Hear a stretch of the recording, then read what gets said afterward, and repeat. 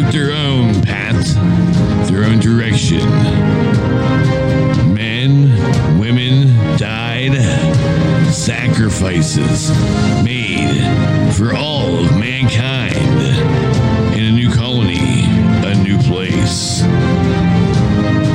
The United States of America.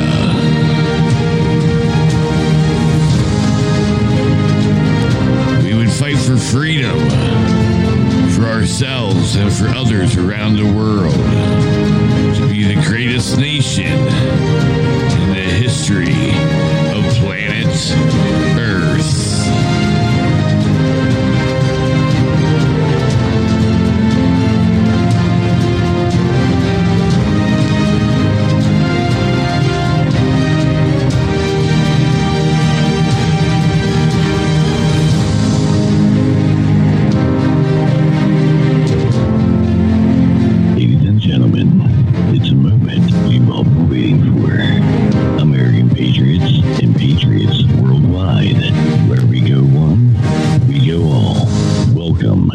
MasQuerade.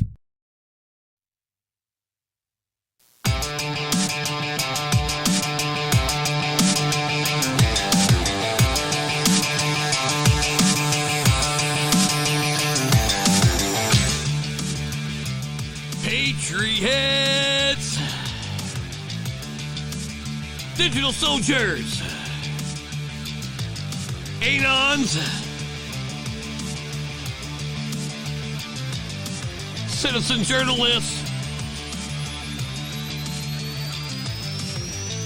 Midnight Riders, mount up. I am the most censored man in all of America today. I am a voice for patriots. I am a voice for freedom. And I am leader of Joshuaholics worldwide. I am the original Joshy Cox. I am loud. And you know, I am proud. I am proud to be an American patriot. I am proud to say make votes count again in 2024. I'm also proud. I'm proud to sport this lovely hat that I'm wearing here tonight. Let's go, Brandon. I am proud to be an American patriot, proud to be a conservative, and I am proud to just keep giving the deep state hell over and over and over again. I'm also proud. I'm proud of American culture. I'm proud to know that Thanksgiving will be right around the corner, and I will celebrate it with loved ones. It will not be taken away from me by communist Democrats. I am also proud to say that I stand with Kyle Rittenhouse. Free Kyle Rittenhouse. And, of course, that is going to be a major story. But first, let me say the magic words. Welcome to the MasQuerade. And, again, I'm your host, the original Joshy Cox. And this is a day like no other we'll probably forget. It is November 16th. And just so many things that happen around the world that are happening today. Deliberations for Kyle Rittenhouse, as you have heard me say. That trial has come to a conclusion. Well, it's come to a close as we heard the closing statements. And that was taking place yesterday. And now the jury was sent into deliberation beginning at 10 a.m. Kenosha, Wisconsin time, of course, for the deliberations, which I'm going to be honest, I was kind of hoping it would be a quick return. And thus far as I know, that has not happened yet. I was hoping we would hear not guilty on all counts. But until then, we can be hopeful, of course. I think that the prosecution did a horrible job in terms of representing, if they are to represent the law for their area, for their county, I think they definitely get a failing grade, but I couldn't be any more happy. I think, honestly, I don't want to take away from the defense either, because the prosecution, they did a horrible job, but the defense did such a magnificent job fighting for justice and freedom for somebody that was not in the wrong whatsoever, that I think it made the prosecution's job even that much more difficult. So I will give them a little bit of amnesty in those regards. But again, today, the case for 17-year-old Kyle Rittenhouse, who was charged with 2 counts of basically first-degree murder, stemming, they worded it a little differently, but that was stemming from the events that transpired, of course, on that August 25th night, 2020 in Kenosha, Wisconsin. That was during the Black Lives Matter deadly riot in Kenosha, Wisconsin, where members of Black Lives Matter, of course, rioted. They assaulted people, innocent bystanders from behind even. They set arson. They burnt small businesses to the ground, ladies and gentlemen. And then Kyle Rittenhouse, being a hero and being a patriot as he is, he went out to try to offer aid. He went out to offer first aid, to try to procure lives, if you will, save lives, because that's the type of gentleman that he was. That's the type of gentleman that he still is today. And after watching the trial and hearing a lot of actual audio and watching the visual, the videos, but hearing the audio with that, it was no more, it's plain as day as it is nighttime right now here on the East Coast, that he was there. He announced himself as being an ally and that he was not an enemy. And he was there literally to help human beings and to help put out fires. He even helped scrub away graffiti because, again, these riots had transpired for several days. And they did all over the country. And not one charge has been filed against members of Antifa. Not one charge being filed against members of Black Lives Matter, but we're going to charge the 17-year-old who defended his life and unfortunately had to take 2 lives to do so and wounded a 3rd. But again, the video doesn't lie. The audio doesn't lie. We all saw it. He was horribly assaulted, and had he not had that gun, he wouldn't be alive today. Simple as that. He did not provoke anything. He actually went up and just asked, does anyone need first aid? Then he walked away. He put out a fire that somebody had started in a, looked like a trash barrel of some sort. And that's the only thing. So if that's provoking such mass violence, then I think we have to go back and look at the justice system and revamp some things, ladies and gentlemen. So I'm going to say that. Free Kyle Rittenhouse. That was nothing but a riot that was based on racial hatred for white people and for the United States of America. I'm going to have the balls to say it because that's what I do. I am a voice for freedom, and I am the voice of patriots, and I'm just glad to have a voice because not everybody has a voice, and some have a voice and are unable to use it. And I use my voice as loudly as I can and as often as I may, because I feel that that's how I'm doing my job and that's how I do my duty for society. So we await the return from jury. Many believe it will not take long. I do not know. I'm not going to guess either way. I hope that they take their dear time and that they come to the best possible decision, obviously. I do know that it is a Democrat governor in the state of Wisconsin. He has placed National Guard, U.S. Army National Guard on standby, as he ordered, I believe it was 5,000 troops that will be heading into Kenosha in order to help keep peace, because they do expect, if it does in fact return a not guilty verdict, as it should, they expect another mob scene by these terrorists. These are domestic terrorists. They're just terrorists in general. And until a precedent is set against them, I don't know what we can expect. There was a vigilante that took place. That's what many people were from the left-wing media, of course, wanting to presume Kyle Rittenhouse as a vigilante. And that is no vigilante. The only vigilantes are members of Black Lives Matter and Antifa, the radical left and the Marxist left, and, of course, the mainstream media that fuels all the fire. I call it how I see it, folks. Free Kyle Rittenhouse. I look forward to possibly a verdict being returned back to the courtroom tomorrow. But time will tell. I will be hanging by every second, waiting anxiously in anticipation. Other cases that are going on around the world. We spoke about the last one. That was, of course, episode 3.0. Of course, this is season 3 of the MasQuerade podcast. Welcome to the MasQuerade season 3, episode 4.0. And on 3.0, we discussed, of course, Kyle Rittenhouse. And we also discussed the upcoming trial of one Ghislaine Maxwell. She will be taking to court. I believe that is a tentative date of November 29th. That's going to be falling on a Monday. And the next big hearing that they just keep adding up, folks, of course, because there's the that witch hunt, as I like to call it. And that's the one that we're going to be leading into now is Steve Bannon. And as you know, Steve Bannon is the host of Bannon's War Room, which is a tremendous podcast show. And he is also a former advisor to President Trump during the first 7 months of the Trump administration.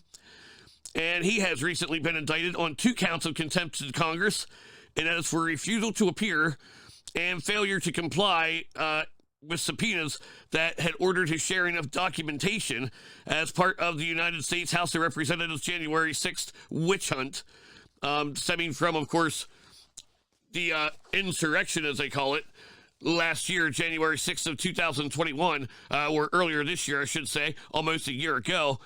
And Bannon refused to appear for this hearing.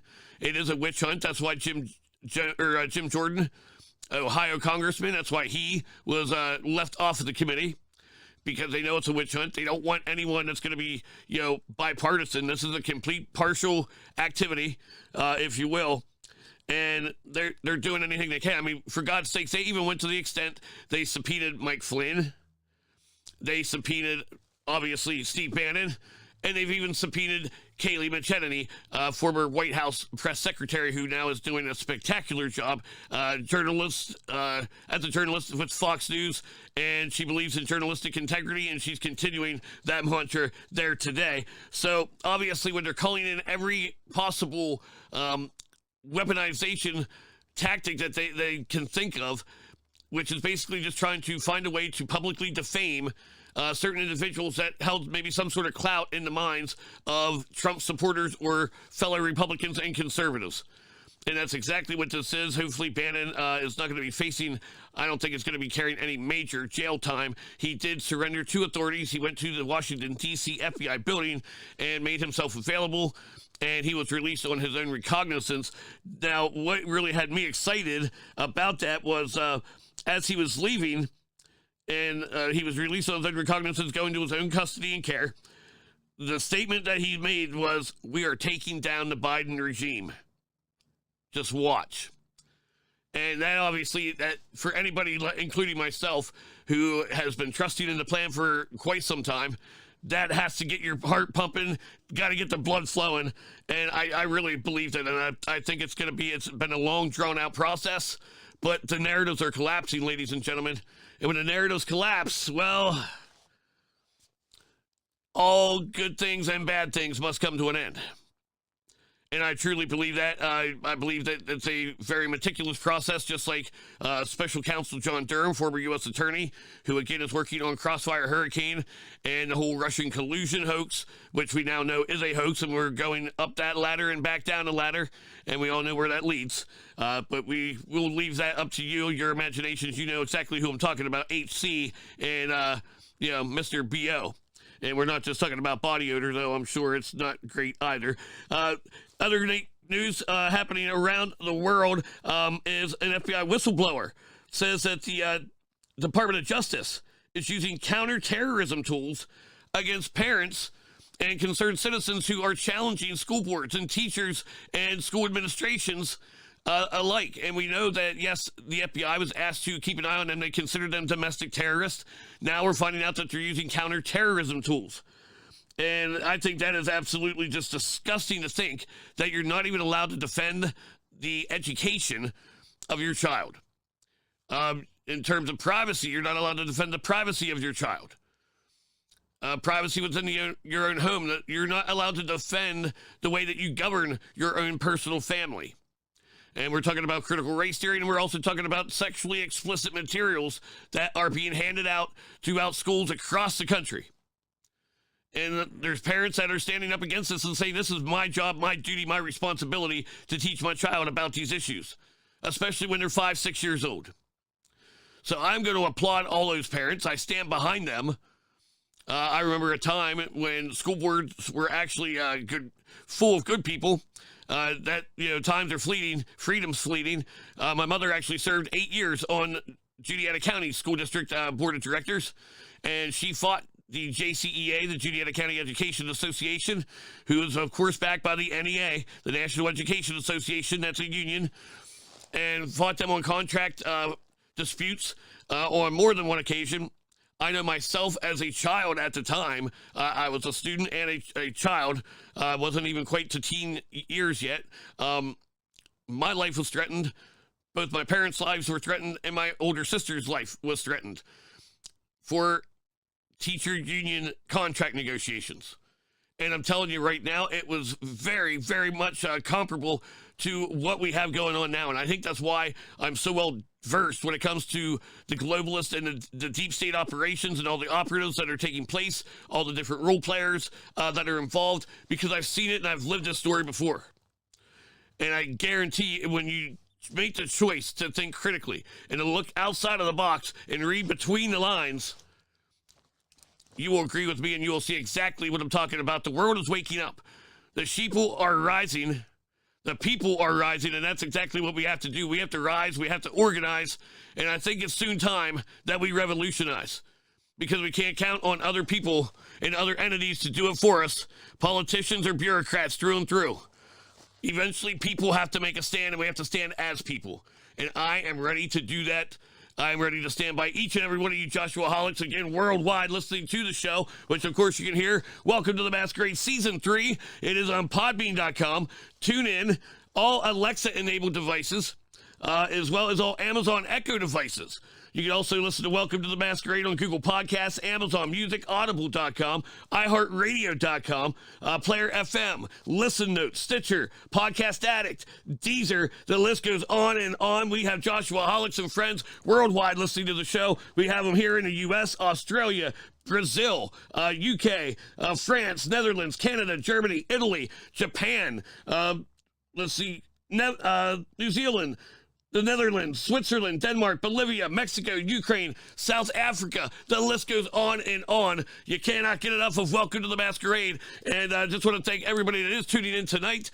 Again, if you didn't already see it, this is going to be the second version of the video podcast of Welcome to the MasQuerade. And, of course, 3.0, the episode that I released 2 nights ago, that was the very world premiere, the very first time of a video podcast here as Welcome to the MasQuerade. And we're doing it again here tonight. You're going to be watching it here, listening to it here, and so make sure you can also check it out at joshycox.com. If you want to see the video version, that's going to be your best opportunity, is to be able to go to podbean.com or joshycox.com. All the others are going to be audio. And I encourage you to take a listen, take a look, and I hope what you see you like. And you can always shoot me an email, joshycox at joshycox.com. Let me know what you're thinking. And if you have any questions, have any thoughts that you want to share on the show, please send me an email. I would be more than happy to allow you to be the voice of freedom and a voice for patriots as well. Speaking of voice, we're going to listen to another voice, one that is not me this time, as we're going to take a quick break. But we will be back. Stay tuned. You are listening to Welcome to the MasQuerade 4.0. Again, podbean.com. Don't go away. We'll be right back. Brother, don't take the vaccine. Sister, don't take the vaccine. Don't take the vaccine. Don't take the vaccine. Don't take the vaccine. Don't take the vaccine. Children, don't take the vaccine. Kids,